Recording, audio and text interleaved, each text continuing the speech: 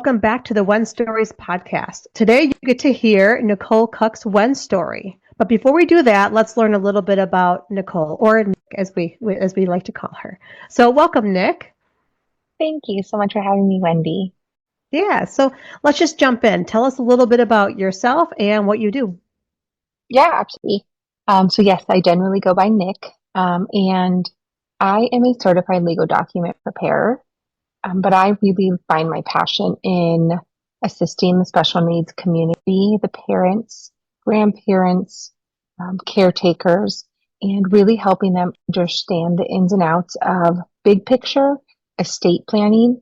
But when we break it down, it's so much more than that. It's really about setting up relationships, purpose, and legacy, and helping families walk through that process, whether it's with government benefits, documents, legal paperwork, those kind of things.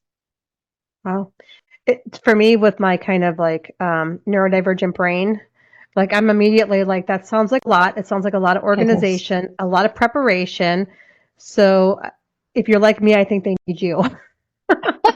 Thank you. That genuinely is my goal. My goal is to, having been, I'm a support needs mama myself, like having been through this process. And the reality is I'm still going through the process. We're always going through the process. But, but I want families to know that they're not alone in this. I want families to know that it doesn't have to be as complicated, or I shouldn't say be as complicated, because the reality of it is it is very complicated, but it doesn't have to feel that way, because I want nothing more than to be able to walk this journey with them so that they feel like the burden is lifted off of their shoulders. Put it on mine. Let me put it all together so that these families can just walk away with peace of mind at the end of it all. That's amazing. And I'm thinking about, parents with who, have special needs that they work with all day long. Taking something off their plate, I'm sure is probably very welcomed. One less thing to think about. So tell me, like, what is your favorite thing about what you do? Man, there's a couple of different things. I think one of the biggest is, I kind of mentioned it earlier, is as we finish up with the process, seeing the relief, the physical like shed of that burden from families is, it brings me joy to know that I've taken part in that. And then I think selfishly, my favorite part of it all is that once I work with a family, they become part of my family. They become part of my community. And I love updates that I get when I check in with families and they send me pictures or they tell me what next big adventure their loved one has gone on or what they're headed into. That's my favorite part. I got to say, my favorite part is just the relationships that I get to build throughout the process. Well, and I'm sure you hear tons of really incredible stories too. I mean, obviously we have your one story coming up, but I imagine you hear a lot of those in what you do. 'Cause, I mean, they're going to give you the lowdown on what all they're going through. Yeah, and it is incredibly humbling to hear some of the stories. I was privileged and honored to share my one story, but my one story is just so small in comparison to some of the families that I work with in terms of the trials and the tribulations and the heartache that they experience on the regular. Um, and I can only imagine, having been through what our family experienced, just what they were going through, which is all the more reason why I want nothing more than to hold their hand through it all and just know that they have an ally in the entire journey, whether it's estate planning or looking for opportunities for their loved one, whether it's looking for an after school program or sitting in an IEP meeting, just to know that someone hears them, someone sees them. What I think is great is because, and I know I don't want to give any spoilers with your talk coming up after this interview, but you have a unique position because you've seen both sides of the coin. So can you talk briefly about that, about what that's been like for Yeah, you?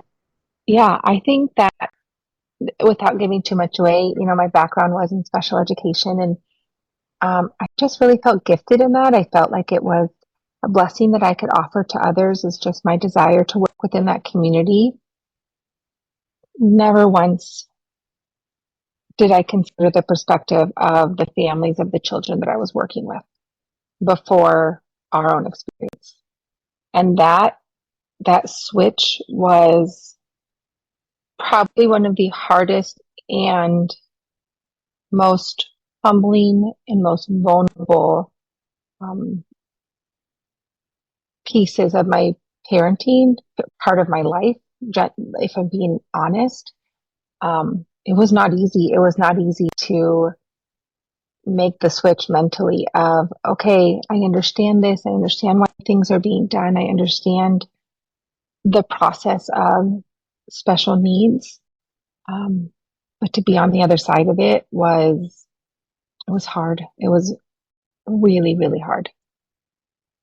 I can only imagine, but I think that honestly just uniquely positions you to help people who are in the same situation as you, and like you said, even to a more severe degree sometimes, that you truly understand because, sometimes when people are going through things, it's hard to work with someone who doesn't fully understand. We can empathize or sympathize. I don't remember which word which word fits in there, but we can empathize with people. But the fact that you're kind of walking in those shoes, I think that really gives you a bit of a leg up on understanding exactly where they are in life.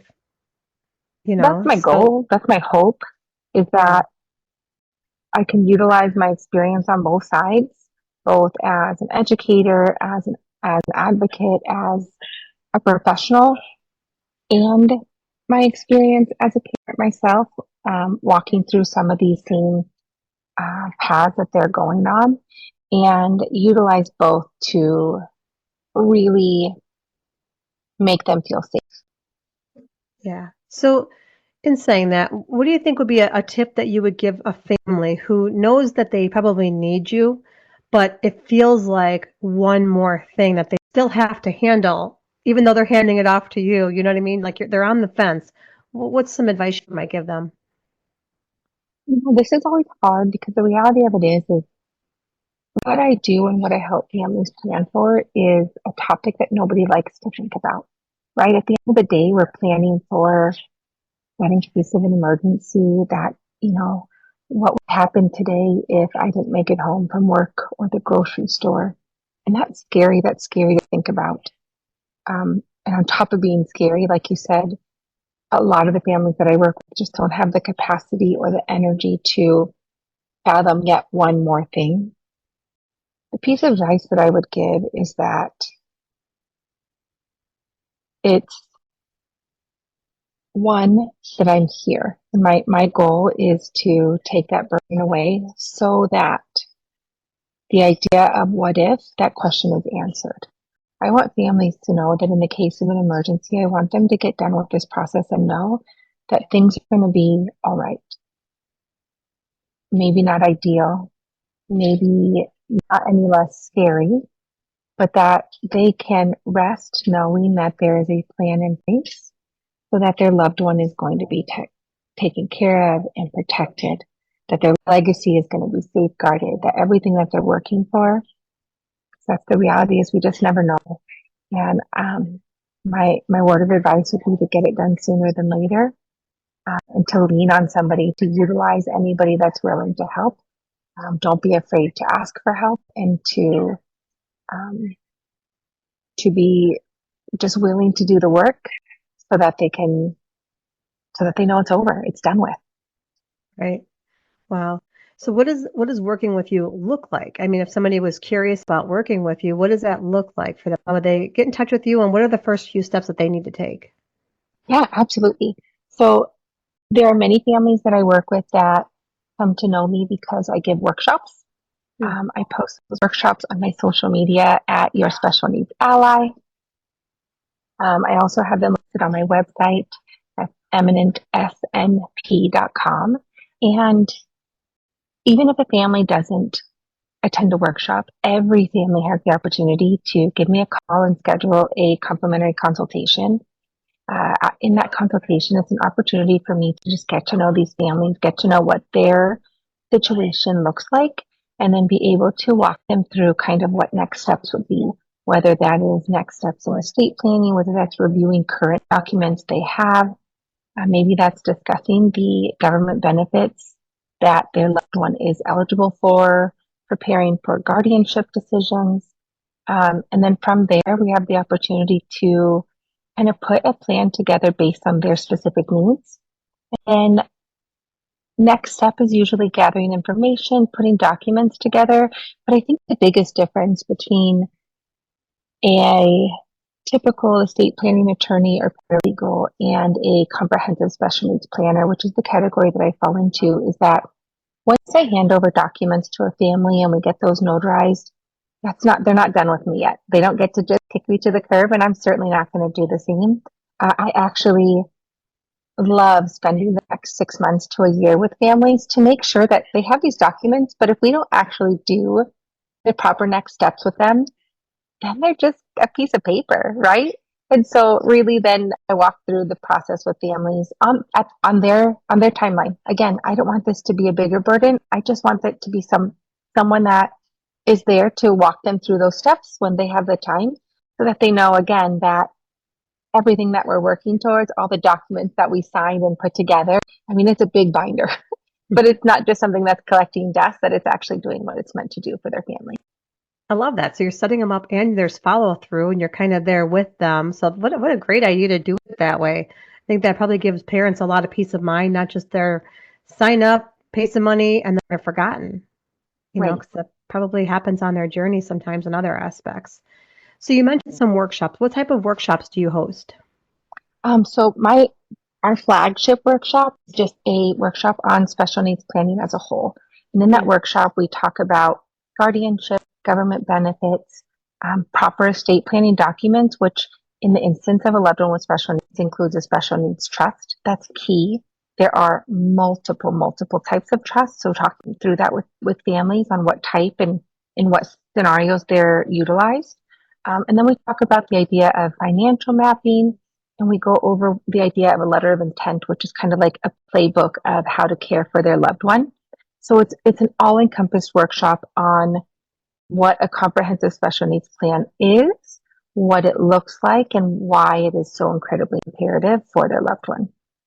That's cool. So it seems like they get like a little bit of a sneak peek of what you do. So they can, I think, make better judgment or better have a better idea about making that decision to work with you. Because then they can kind of see you in that capacity and know that you know exactly what you're talking about.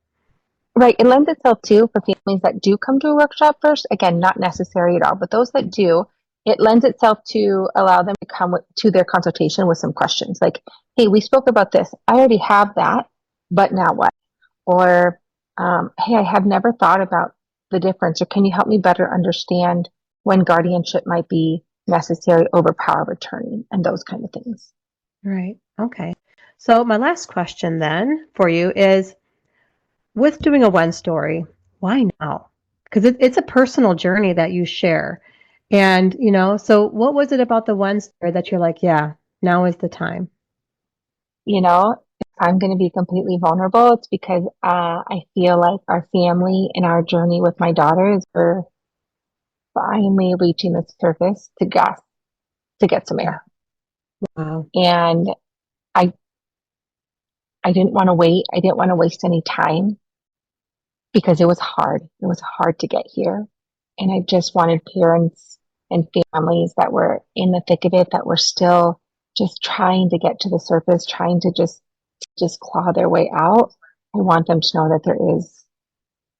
that there is hope. I want to, I didn't want to waste any time in spreading and sharing that hope. I love that. Awesome. So what you're going to hear next is Nick's when story. So stay tuned.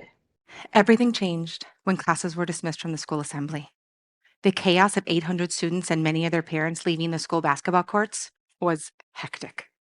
I weaved through the crowd to say goodbye to my youngest, who was happy to get in a hug before she went back to class with her friends. But for my oldest, 7 years old and in second grade, her goodbye interaction did not mirror her sister's. Separation anxiety completely took over her. I hugged her goodbye and she cried out in horror, screamed as if she was in pain. She became a version of herself I had never seen before, refusing to move, but equally thrashing about as if in pain and in frustration and in fear. I walked away slowly, watching silently as I tried to move out of her eyesight. Her classmates and her teachers tried to console her, but it seemed as if each attempt only exasperated her upset. Tears began to fall from my own eyes as I watched the counselor have to physically remove her from the situation. I wanted nothing more than to run to my daughter's aid, to shield her, to protect her. I wanted to swoop in, to scoop her up, to take away the fear and the angst that she was experiencing. But I knew in the depth of my soul that that was not the answer. That was not going to make things better. See, my background had been in special education. I specialized in behavioral exceptionalities, and far too often I had to use restraint to physically remove children in order to keep themselves and those around them safe. In fact, even with my youngest daughter, who spent her first 4 years battling some medical complexities, my husband and I would have to use my experience to keep her safe from hurting herself from the pain that she was in. Restraint was not new to me. I actually believe in its necessity at times. And although I could see the need for it that morning on the basketball courts, moving from the active participant and decision maker to the emotionally attached observer, having to see someone else come to that conclusion about and with my daughter nearly broke me. It was in that moment that I recognized that the behavior changes my husband and I had witnessed the previous 9 months, the fear, the looping, the rocking, the flapping, the face scrunching, they were not just little, albeit sometimes cute, quirks of hers, but instead they seemed to be far more significant, true behavioral needs, and they were going to take way more effort than I think we ever realized. It was in the weeks that followed that I came to the conclusion that my 12 plus years experience within the special needs community was not just a gift that God had blessed me with, but it was actually to prepare my heart and my home to be able to manage and support the needs of our own daughter. Full disclosure, the incident on the basketball courts took place in November 2019. And while I immediately began to look for resources to try to find answers and therapies, that was all brought to a halt just 4 months later due to the COVID-19 pandemic.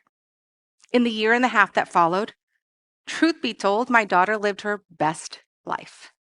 She stayed home from school and all activities for 17 months, which meant she got to be near, quite literally within feet, of her mom and dad 24/7. We were thrilled to what felt like have our daughter back, thrilled to see her happy again, thrilled to see her smiling again. She got to be creative again, play with her sister again, and find joy in her days again. Now, don't get me wrong. Being cooped up wasn't all rainbows and unicorns. And within that time frame, our family suffered a lot of loss.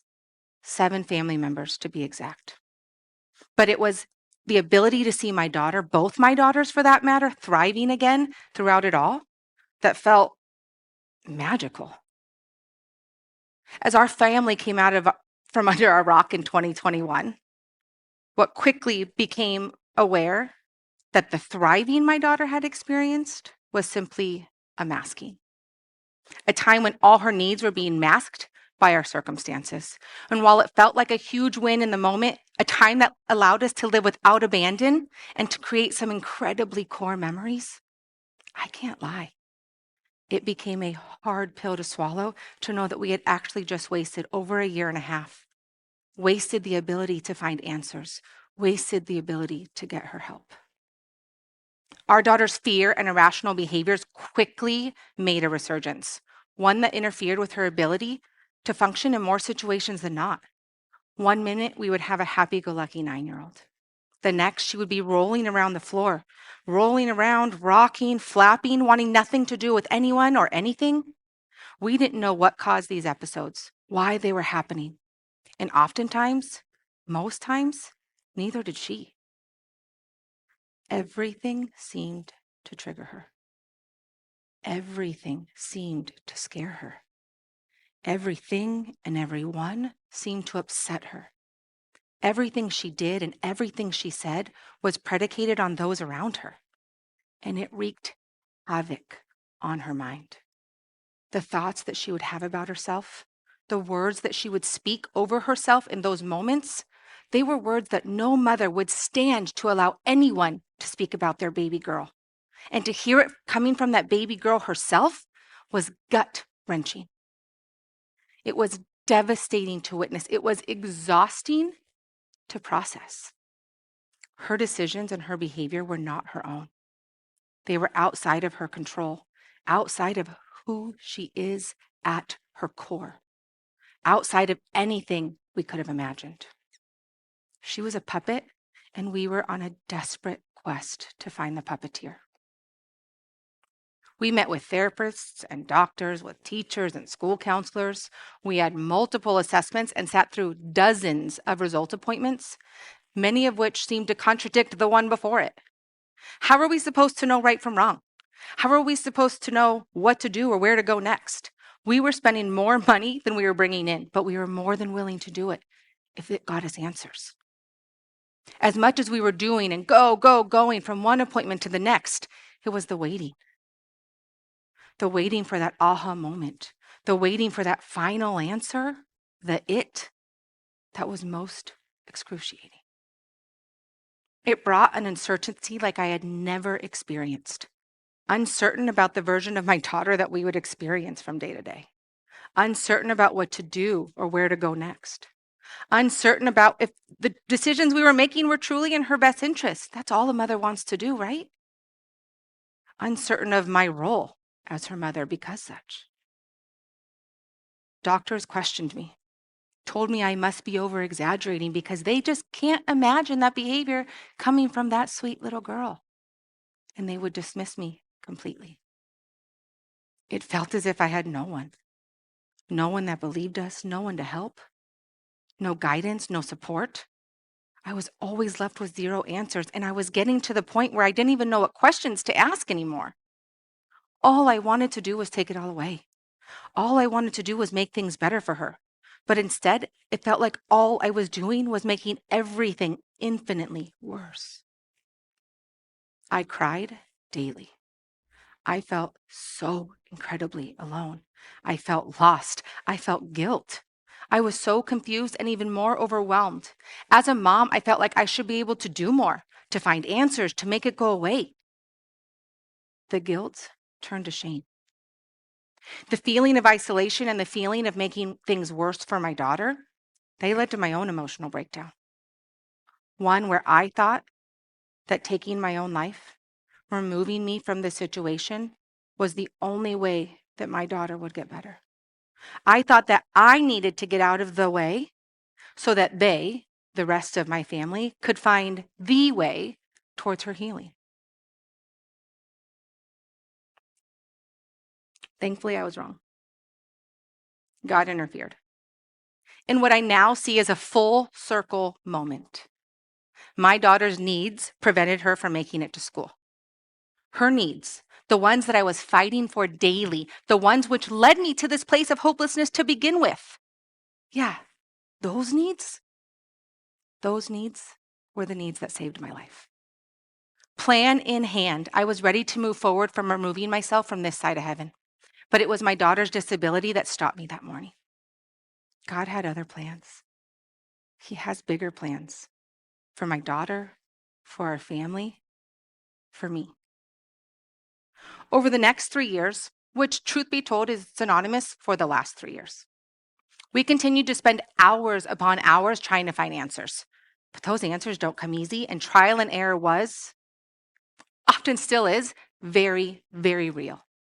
As diagnoses started to feel right, and as conversations seemed as if they were finally making some sense, any glimmer of hope that we had was quickly buried by more hurdles or hoops that we had to jump through.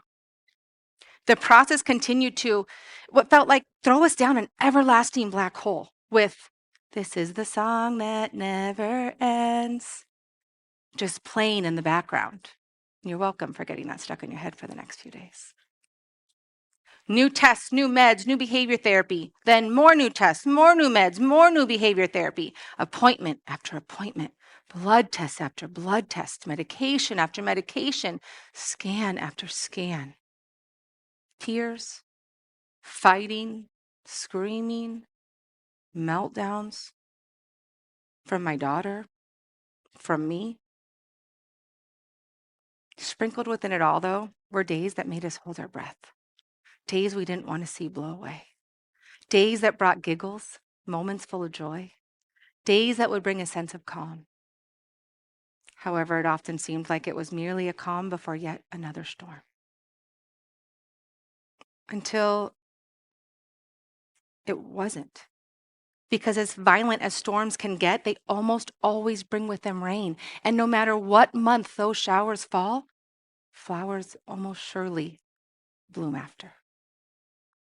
We finally found doctors who seemed to care, doctors who would listen, doctors who wanted to hear our entire story and learn more about us so that they could be well informed. Answers started to fall into place. Treatment protocols started to make a positive impact on my daughter. And then I found myself now looking eagerly for resources to continue to help. We felt like we were finally uncovering root causes and triggers, successful coping strategies. Our new normal was setting in. And as excited as I was equally terrified.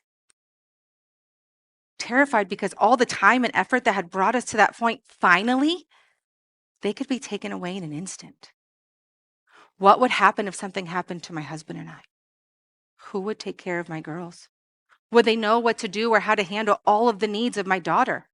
I barely knew what to do. Would the legacy that my husband and I were working so hard for, physically, financially, and emotionally, would those be safeguarded? Would our daughters be protected? Soon after, I was introduced to a special needs planner who educated me on things I didn't even realize I didn't know, things I didn't know I needed to know. I couldn't help but think, if I had been a part of the special needs community for over 15 years now, as an educator, a trainer, a coach, serving in ministry, and now navigating the needs of our new normal, if I was just coming across this information now, how were families whose loved ones have great needs far greater than my daughter's, who are merely just trying to keep their head above water every single day, how were they ever going to come across this information?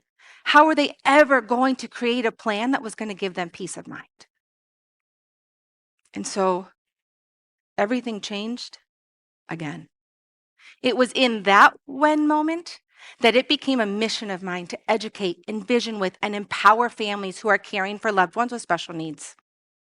Thinking back on my darkest days, my most confusing days, my loneliest days, I am so grateful to be on the other side. Ish, because let's be honest, there will always be more. More to research, more to know, more to talk about, more to advocate for. And I want families to know you are not alone. You are not alone. I want families to know that they can reach out. I want families to know that you can ask all the questions. I want families to know that you do know best. Do not give up. You were made for this. And I am always here, always your special needs ally. Thank you. Your story matters, don't let it fade. When everything changed, you were made.